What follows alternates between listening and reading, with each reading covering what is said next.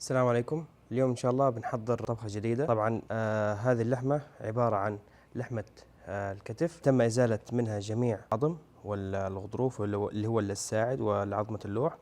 طبعا تخلي الجزار يشيل منها العظم كامل ويخليها زي ما هي، يعني بحيث انها تصير كأنها ورقة. طبعا حطينا عليها داخل بقدونس وكزبرة وبصل وثوم، وبعدين بهرناها اللي هو ملح فلفل أسود وحبوب كزبرة بابريكا مدخنة، وحطينا عليها زبدة وزيت زيتون.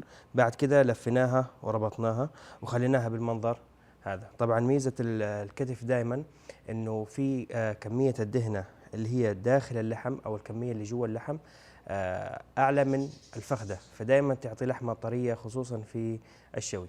الآن إن شاء الله بنولع النار ونخليها توصل لدرجة حرارة الغرفة أو درجة الحرارة الطبيعية، وبنحطها داخل الشواية. خلاص شبينا النار. طبعا اليوم إن شاء الله حنشوي الطبخة كاملة، حتكون استعمال حطب شجر السدر. برضو على حظنا اليوم جدة فيها رطوبة، درجة حرارة عالية، مع أنه المفروض يعني إحنا في فصل الشتاء.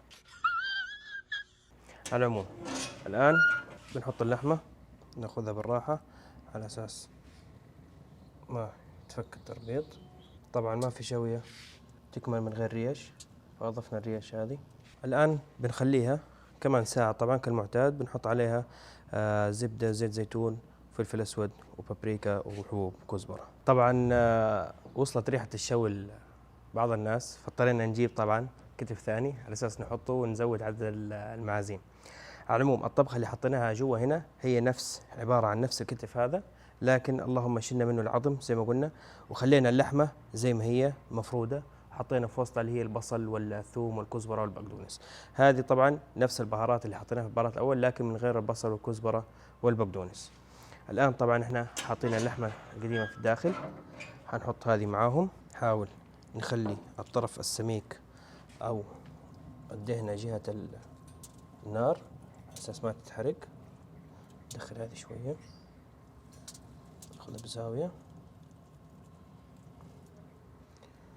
خلاص، وبنخليها نفس الفترة. طبعا الآن لنا تقريبا أكثر من ساعة ونص تقريبا. حنبدأ نحط على اللحمة زيت زيتون، ثوم، فلفل أسود، حندهنها ونغير أماكنها. اللحمة اللي كانت في الخلف حترجع الأمام والعكس.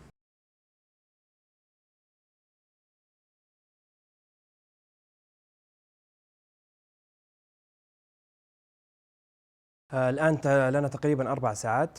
بنقيس درجة حرارة اللحمة عشان نعرف أول حاجة درجة حرارة الداخلية. نبغى نشوف لونها، نتأكد من اللون هل حصلنا على اللون المطلوب من الحطب والدخنة، لأنه بعد تقريبا نوصل درجة حرارة اللي هي أواخر الستينات أول السبعينات، خلاص ممكن إحنا نلف اللحمة ونحطها في فرن داخلي، لأنه كذا نكون اكتفينا يعني من نكهة الحطب أو الدخنة. طبعا حنقارن أول حاجة ما بين درجة الحرارة السطحية أو اللي على سطح اللحمة والخارجية. الآن درجة حرارة سطح اللحمة،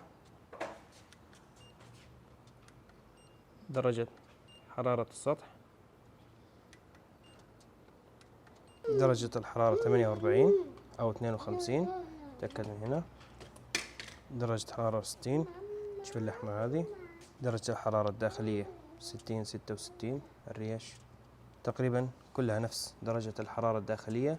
حنخليها كمان نص ساعة أو 45 دقيقة تاخذ برضو لون، وبعد كذا حنغلفها ونحطها في فرن داخلي. الآن إن شاء الله بنلف اللحمة فرق قصدير، بننقلها الفرن داخلي لأن درجة الحرارة خلاص وصلت تقريبا 70، واللون اللي نبغاه حصلنا عليه، وتقريبا عدت نص فترة الطبخ أو 3/4 فترة الطبخ. الآن ننقلها طبعا الفرن داخلي على أساس نحافظ على درجة الحرارة، وإنه كذا كذا إحنا غلفناها، فما حنحتاج أي دخنة أو أي نكهة من الحطب.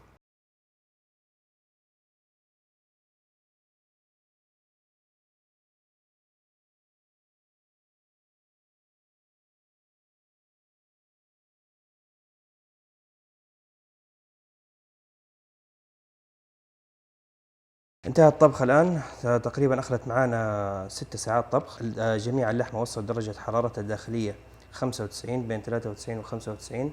اللحمة طرية جدا. هذه لحمة الكتف طبعا. طبعا أول ما نشوفها زي كذا معناته فكت، طرية جدا، شايفين ما في أي مقاومة للشوكة. ناخذ قطعة،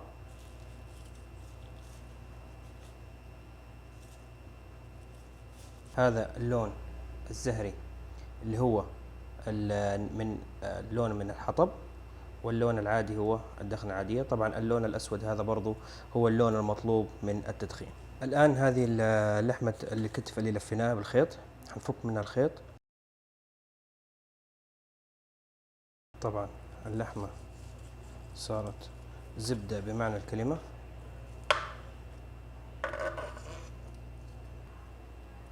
في الداخل هنا كزبرة وبقدونس، طبعا برضو سموك رينج واضح، ونكهة البهارات واضحة جدا.